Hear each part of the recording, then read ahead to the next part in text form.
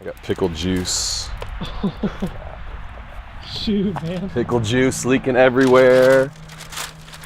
The problem is these are the cookies, right? So, oh snap. It's like chocolate chip cookies, but man, they might taste like pickles.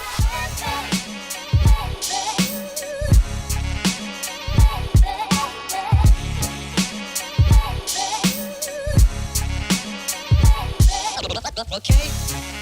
Hey guys, it is fall weather here in Ohio. Leaves are starting to change. It's about 68, 70 degrees out, but fall weather means OSU student speeches, Ohio State University. So first one of the season here, right behind me, this is Psi Omega, the big dental fraternity here at OSU.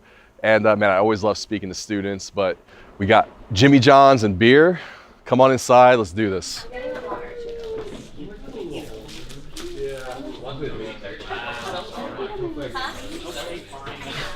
We are going to talk about marketing. What's up?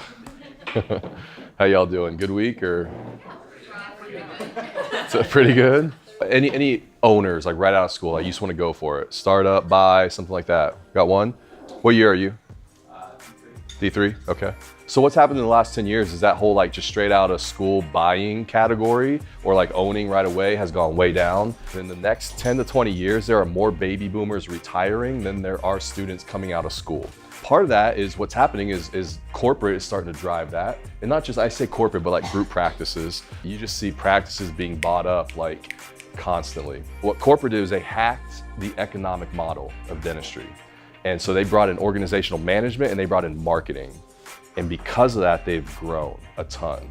And so there's like the clinical side of dentistry, but if you can figure out organizational management and if you can figure out marketing, you can not only grow one practice, you can literally grow 10. Cool, I'm Josh. What's up? That was a little just conversation before we got started.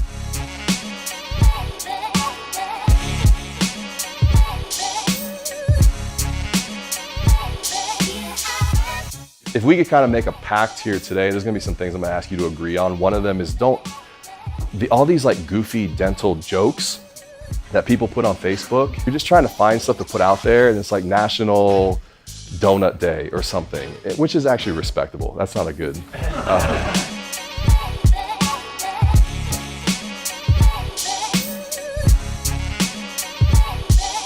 Okay. Any thoughts? Questions on Facebook? Sometimes I'll be like shopping online for something. Yeah. And then I'll get on Facebook and an ad for that will like pop up on my feed. Yes. In my newsfeed. Do the ads that people put out on Facebook like pop up and like link to people's recent search history? So, not necessarily. I'll tell you how it works. That whole concept is called remarketing. So what I hate is when I'm looking for a pair of shoes online and then they like follow me around for 2 weeks. And I'm like, yo, like I actually bought those already, you know? I'll be honest, I'm a little undecided. The data is there. They are actually really, really effective because somebody found your site organically, like some other way, but then you start showing them ads in Facebook that support that. The conversion rate is just way higher. But I debate the creepiness of it, you know? Whenever you get into a practice and you want some help, just reach out, get in touch with me. I've got no problem talking, giving you advice. I've got cards if you want it. If you got other questions, ask me. There's still more sandwiches. Yeah. Just wanted to thank you for coming out. I know man. I've heard from people who went to the DES one last year that they were like, yeah, you guys can see this guy. Yeah. And I don't think we've ever had a marketing person, at least as long as I've been here. Yeah. So it was great to hear this and really appreciate you coming out. Yeah, man, my pleasure. Definitely. Thank you. You're welcome. Thank you. Pleasure. Thanks a lot. Yeah. So you're in Columbus. Yeah. If someone's not Oh yeah, man, my pleasure. What's your name? Zach. Pleasure. Nice to meet you. This is a breath of fresh air. Oh, good. We're used to like financial planners. Do you know what disability insurance is? Right. We usually have the sleep like shots. Do you know how much debt you're in right now? Yeah. Yeah. Did you get some food? I did. Yeah. Cool. Good. Orders one of the 2 house dogs. Yeah. He is all about trying to get the food. If you say, where's your butt? He should go this way. Where's your butt? Where's your butt? No, Where's your butt? Okay. It's like students, people get intimidated by it, but I'm like, dude, it's really easy. It's food and beer. And you got their time. I got an hour and I can say whatever I want. Honestly, I love coming in and talking to students before they're even thinking about their businesses and just kind of elevating the whole dental marketing game and websites and just getting them to think differently about it. For me, that's the win. There's no alcohol tonight, so we got Sprite and we got Coke and bottled water, of course. But yeah, this is what goes with us tonight. It's a little bit different than last week. It's the Dental Entrepreneur Society, Dental Entrepreneurs Society, something like that. DES.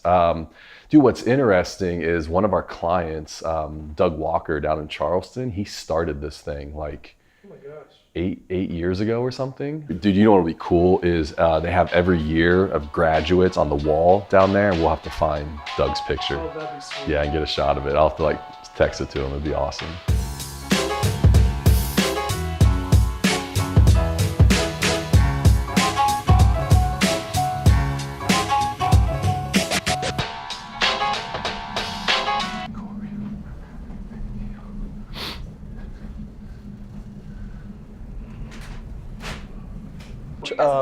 I've got a speech to the DES group, Postal Hall 1187. I think you're right. This looks familiar now. Does it? Yeah. So like go all the way through like the next door, Yep. and then there's several different like Auditoriums. Hey. Good. How are you? Good. I'm Kenny. Hey, Kenny. Sorry, man. As much as I've been here, it's still a little tricky finding it. Okay, we're good there. Dude, you got a projector this time. I do have a projector. This is legit now. What I see a lot of times is students come out, they do their associateship, whatever, but as soon as they buy or start, chances are you're gonna be successful with it. And so you hit $1 million, you hit 1.2, and all of a sudden you're like, dude, I can do this at a second location. The problem is you built location A on you being there 4 or 5 days a week.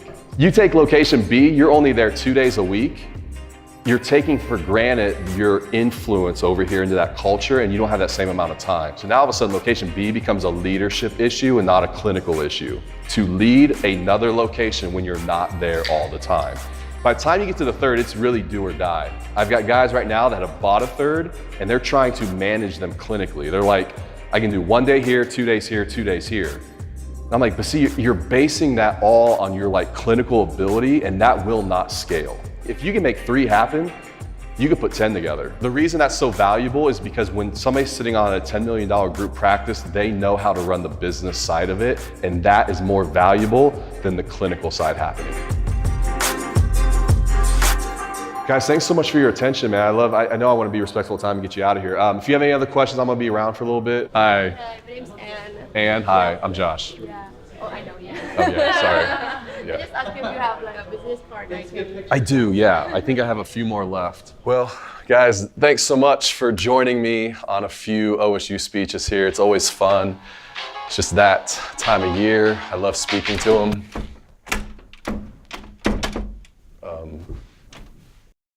All right, guys, that wraps it up. Thanks so much for coming along to some of my OSU speeches. It's the fall. I always enjoy this time of year, talking to the students. It's fun, making an impact on the dental marketing world. That's what we do. I'll see you next time. Because he would have been 2017, 2006, 05, 07. I roughly know. Here he is. Oh my gosh, 2012. Totally thought he was older than that. Wow. Doug Walker. Stud back then.